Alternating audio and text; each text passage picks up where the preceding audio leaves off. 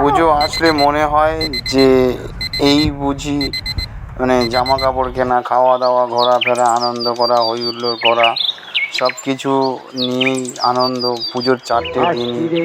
মানে আর তার মধ্যে এই যে মহলার যে বাজনা বা মহলার যে মন্ত্র, এইগুলো শুনতে খুবই ভালো লাগে, মনের মধ্যে একটা পুজো পুজো ভাব চলে আসে।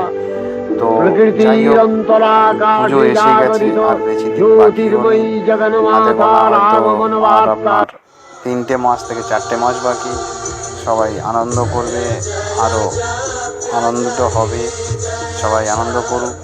আর তার মধ্যে কিছু কিছু যে অসুরের অ্যাটিটিউড বা অসুরের যে ভাবনা, সেইগুলো তো ধরে নিয়েছি। আপনি দেখতে থাকুন এই ভিডিওটির মধ্যেই দেখতে পাবেন। সবার যদি ভালো লেগে থাকে আমার এই চ্যানেলটিকে সাবস্ক্রাইব অ্যান্ড ফলো করে রাখুন পরবর্তী ভিডিও আপডেট পেতে। ধন্যবাদ, অসংখ্য ধন্যবাদ। এ কি ভাই রে ভাই, এ তো অসুর দেখছি তো রেগে মেগে আছে, আর এ তো বলছে বধ ছেড়ে দে মা খেতে আছে, আর এই অসুর তো গাল ফাল দিয়ে কী সব বের করছে। ভাই রে ভাই, এই তো জীবনের প্রথম দেখ